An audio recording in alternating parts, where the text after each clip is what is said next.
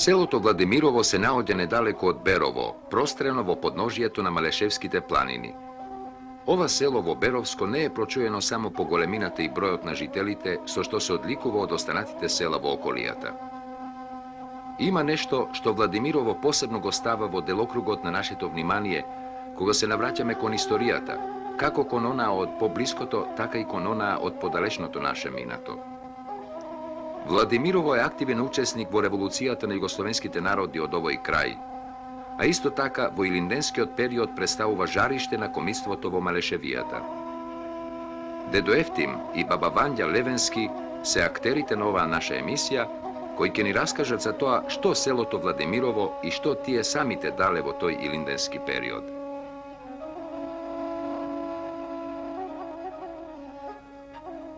Јас ка бех дете, бех пастир. И имаше там един другар, од неколку години он бега. Кад дојдоа тука Чучков, такова организатор и касе, он предадоа го бега. А туку мене завика, аде куриер неколку години јас по него. Ана там книга односи, ана онам, иди там това, леп доноси, това, онова. Работиме неколку години. После, он рече, че се преведе децата в Бугарија. Преводејќи и падна на границата. И јас бех там с него. Ама, като преведол миних, а то остана един товар кон една такова руба. Остана од овата, капна един кон и ние ка се врнејќи се од там ударијане на границата една засада, падна војводата што беше Васил Шуперлијата. И после неколку години още поработиме, дури да ме предадат мене, предадува ми мене, од тога не ќане тие чорбаджиите што беа Владимирово, не ќаа такова нешто не. Од турците беа арни, та тие сиромашни, имаше един мито, анџисти, и од тука заре, тие неколку души беа като такова дружина беме. И неколку време, ајде, напокон ме предадува и мене, бегаме, и един Глигор имаше Шумане. Заедно бегаме, глобијане подбелили. А не пуштија за неколку дена, па да не фанат, па усетиме, избегаме. Та не знам колку година, 6-7 години, и дојде вече па това урието. Не, Готунското буваре бе понапрежно. Там се биеме един ден. Кога го бега човек од тука, вече бега. Дојдоа да ранта турците тука да го тераа, нема го. Ајде, фати ме на това, откаре ме там, кажи го. Откаре ме на онам, кажи го. Викам, јас нема што да кажа. Патете го, ја го, идете. И зашто е бегал? Викам, зашто е бегал? Зашто го гоните, зашто ќе го панете, зашто ќе го затварате, ќе го биете, до това. Ама, кажи па пуштите, вика, пушти има. Јас викам, не знам пушти. Не го знам него. Бегале, јас не знам веќе него. Ќе го кажеш, не мога да го кажа. Таман до вечера, прека 10 дни искам до вечера па дојде. Па турците. Кажувај го. Викам, не мога да го кажа. Никаде. Ти го наеш. Викам, ти го наеш, не мога, најдете го. Ама, зашто е бегал? Пак ме пита това. Викам, зашто е бегал? За това. Бегал ја. После од неколку, ајде па мене. Каре не. Од това по селото по горниј крај, да се кана, леп да заливам, нагоре да гледам. Прекараш. Веќе неколку ме караа, заражавам. Нема што ми чинат. После, кад дојде тоа един капетан Стојанов со 40 души, дојде он и вика, господин Делчев, јас сум испратен од Доброволниот комитет да подигнем восстание по 3 месеци. Ни по 2-3 години господин капетан не може да дигне восстание, не 3 месеци. Што ќе стане това восстание, един пожар вика в Македонија, ќе изгорат неколку илјади деца, ништо не може да... Арно и така биде. Ајде напокон, ја ти Никола Карев, ја ти тија Пито Гулев, ја неколку души војводи, имаше един Ќостето Андон, имаше таквија. Замина и на Илинден, това е на каде били, а дигна восстанието они на Илинден. В Крушево. На много места сме водили ние. Ние најпрво на границата водиме, кога падна Шуперлијата, и на много места напокон водиме. Готан един ден од сонце огрева, до кога сонце зајде, се биеме. Но се збраваме нешто 4-4. Ние. 32 мина паднаа кумити. А тук се не знаене. Един јурук доодеше там при нас, та ни викаше.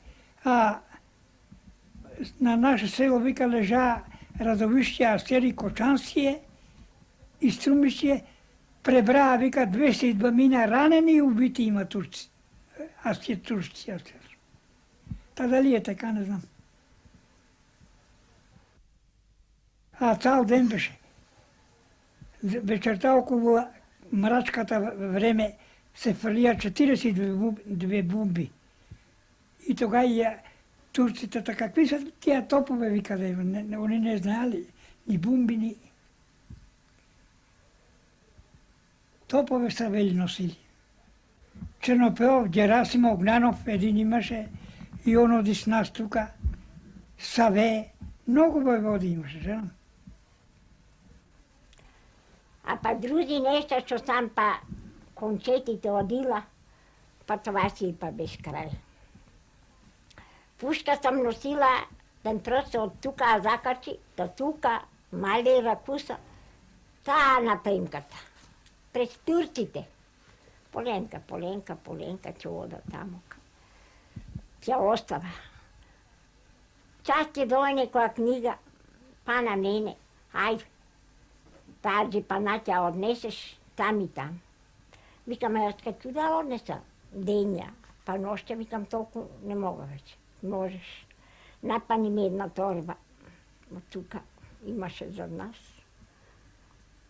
Револвери на гантови 7 и патронијето касаси на монажа. Јас стане од тука. Та на равнатели дина. Там горе, планат. Однесе и. Остај там на един дет имаше, он умре. Там кој е зимал, кој не. Ајде, остилеме това, ајде пак ни веќе не киеш. Јас бехим такова, ако тогај, през турци, през това, през нова, ама колку пати по Готенското, ковка се прија ноќа, од това излеза од турците да ме не падне дервието, танака се прија. Иде тамока, концертата. Некоја книга однела, некој лет дека да чека, некој това, некој онова. Прекареш. Ајде, неколку се учени, ме и се сле, колку ли па, ајде па там пиеш. Па там иди. Кога ударија на Готен, на Велиден, јас од тука ми испратија книги да однеса, четата ќе замине, та дека да идат лепо тука да издесат. Арно машто и доксне колибата, вечерта, да ранта затеква и турците. Останаеш и книги, останаеш се. Изгорехме тия книги там на планината. Врнах си се од тамока, чуванова турци. Дека невеста оди, дека нас си одих на колибата, така си ја завелине да игреме, нема. Дека пука, викам, не знам дека пука. Да знам, ќе ви кажа, не знам. И така, од тука учениците неколку, ајде, па, ќе ме кара. Викам, не ода јас веќе. Не ода јас веќе, ни ноша неја. А станал па един имаше му наредим голема работа, да дойде дома. Не ти го кажеш, да ме знам да кажа. Нищо не знам. Че го кажеш, одиш до него. Не мога до него. Аз не мога да го кажа него, никак. Така на столака седеше, един турчин имаше с него, он бугарски знае, па той турски му предаде. Ако стана, да се разлети човеляди. Имаме ние така едно долъпченце. За Великден бе ми скупували свещи, печес. А това он има свещите и брой по турски. Вика, бери ти Юрдор беше. Не те беше. Тук е. За него има свеща горите. Викаме, имаме. Ние имаме друга дуня, да за това горим. Вече стана си уйде от неколко. Айде. Па иди. И аз това съм се работила тия години. Що е било онкомит. Еднаш го затекла турците дома. Това ме затекла еднаш. Затекла го дома. Викаме са къде ти е? А беше маленко това там мито. А Люльката, Люля капичука, викаме са дека те го крием. Иде пана и това е оно. Викам, че го фанат, че го депа биде. Аз коя съм тука в Люльката. В детето се. Тури го тамо, кой го залюлях детето. Они влазат. А аз къд съм заби. Вика, невестово, не се бой. Ако го фанеме, нищо, те го фанем, те го фана. Абе, фанете го. И аз викам, он е рижан вече да го фанат. Тера, нека изпустиме го навън къде го. А па това ще си иде панатова, оно по детето. Там капанитен детето да го пера. Излегла си. Они, излезе си он. Лезе на некъде, излезе много. Да, много. Она, що тя лежи си 67 години. От тая опла. Аз съм малко. От тогава 7 години съм лежала. От кога го пана, чути кога го доводила. Eftim je nekade na okolo 105 godišnja возраст, a Vanja blizu do nego.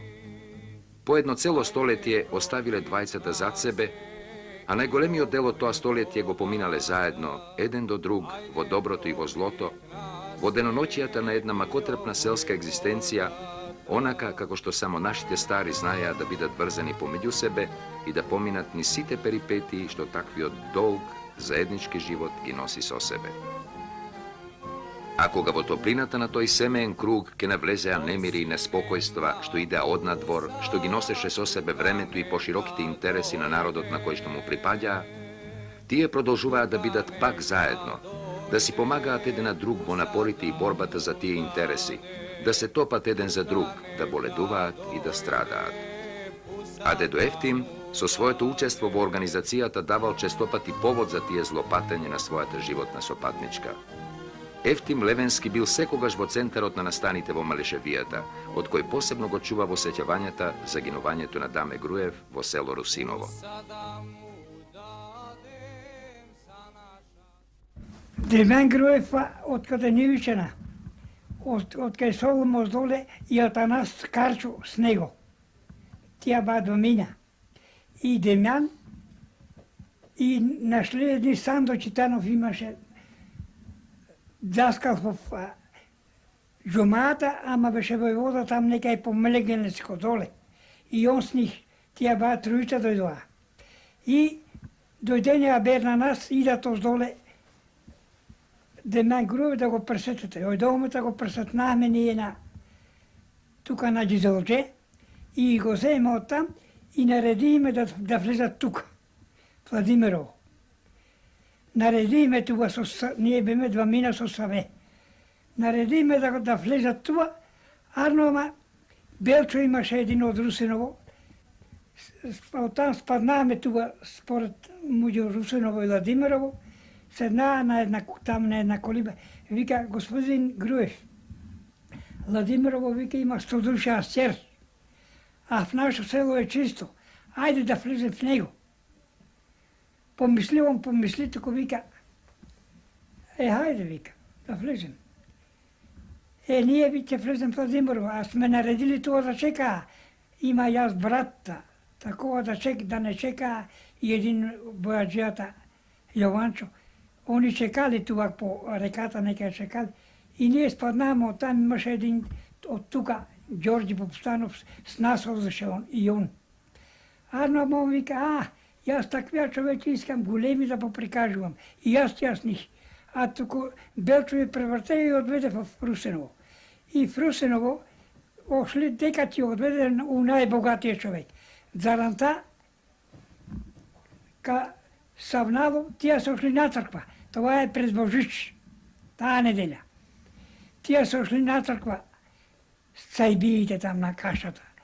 И старие, и жените, и остали кашата така отворена. И некој турчин спаија, дие да тера там аладјостове што рбаđат, кога отвара, поглежда, тука исправени пушти и човеци лежат. И он туку назаде. Арнома имало Арнаутја дервиета, оздоле сретни, така видов таа кашта. И така вече едно време открие и там, и бегајќи на нагоре, Демјан Груев падна, и Сандо Читанов, и Гоге Попстанов, тия испадаа на цос. А тия двамината одбегаа, Атанаси и Груев тана на Петлец. Таму и стигнаа, сере беше снег врнеше, по снего стигнаа и там. Арно, ама они фрлали, паднали в едно место, вода, локви такова, дебоко, не можли да и фрлали, а туку заврти Груев на Атанасца, вече тргне и тури на него туа пушката, пукне и книги што имало, туку изгорели. Оти книги многу них, оздоле са идели. И там паднаа они.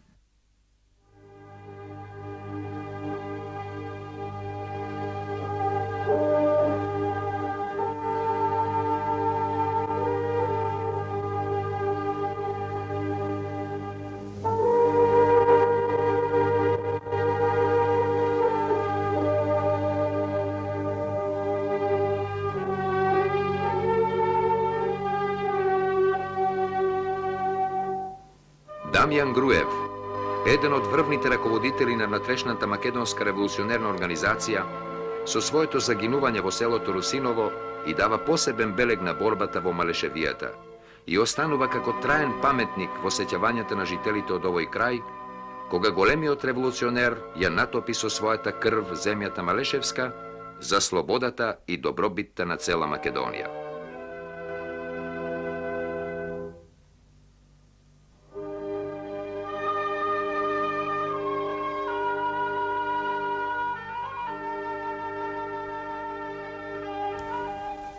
Турти некој од Робово може и бил, кажуваа вама, загинали му коњето, оштел на Пешчево, на Чувато, рекол така, два коне има, не има ни. Море, тере си ти наш турците, не мога да има. Тия коње не мало му и 2 дни. Дошли си. Попушти и караме. Од сутра станува од тука рано, пак Пешчево. Ефенди, дојдоа ми коњето. Ама не сажни, нешто се многу тешко носили. И прекарно. Вика, тере, море, питај. Па некој од така ти каже некој нешто. Питал там ми селото, некој дружина. Цуко, бре, уле, коњето крадат, пушти да носат. Од кај Бугарија, вика, пушти да носат, па крадат коњето. Ајде, он стане од тука, па на Пешчево. Вика, Ефенди, јас научих нешто. И што си научил? Вика, пушти да носат. Од Бугарија, вика, коње крадата доносат пушти туа. Да нека ви искладираа, вика. Вика, така, кој ти е кажал? Па да го питаш. И ти ни кажеш. Ошел попитал го патова. Ошел па на Пешчево. И да збираа човеците од селата. Пушти да тераат турците. Што тя да зберат, то души. Аптова. Се запушти. Терпе денеска, терпе утре. И така си. Баш е пред Божица. Снег. А тука тамо ка збираа, веќе там поптова. Беше Чучков даскал там. Во Пешчево. Рекоа ќе да отпади меро турците. Пуштија тераа. И наредија по каштите, баници, кокошти, погачи, масло, се да тера. Веќе наредија сека, месиме, сека, чим ќе дојде. По едно време ја аптовето од Пешчево. А туку така сиромаси, ни дрени, сурини. Ја е крен на коне го качили врез пуштите. Запојало сонце јасно, сонце светно. Диде капата. А они турците така такои. Откара аптовето по школите. Он беше главен учител Чучков, Пешчево. Имаме тука и големи. Бега нашинки, кои ба поголеми од ти панат ти, ти бијат и те па бега. Имаме даскал Ташко го викаа тука. И него имаше други чорбаджи тука поани, бегааш од тоа. Дојдоа турците, разбртеа за пред ноќта. Кој панат кара и бијат за пуштите. Адаран та па така. Докара и тие Ташковте, така го врзали ръцете. И вика, има една баба имаше, вика, бабо Питие, гласо да ми чуеш, оди кажуве тия стопанки. Ти измрме, ги кажеш од градишчето. Не кират, нека си вадат очите, нас да не пушчат. Беше онака жала жената на никој. Вика да пуштите населението, пуштите, ќе ви кажеме дека са. Го отпуштие и нив. Па кои имаа дома, па жените тука на рамото. Ај, на рамото. Однесоа там на школите.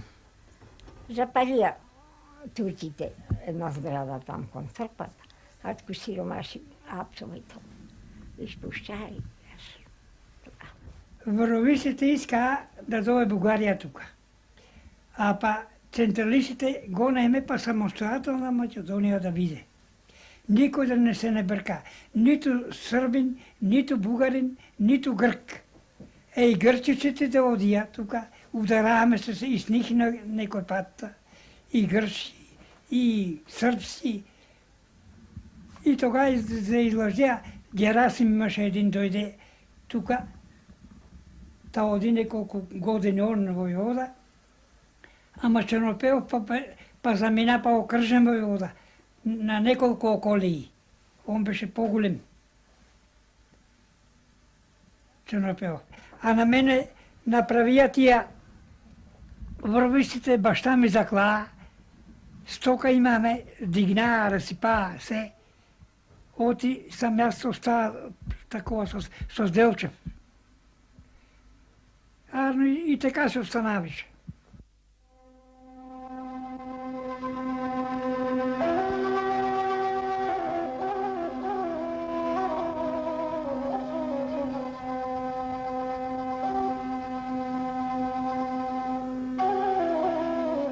Низ борби, низ страдање и робувања го дотраја својот заеднички век дедо Ефтим и баба Вања.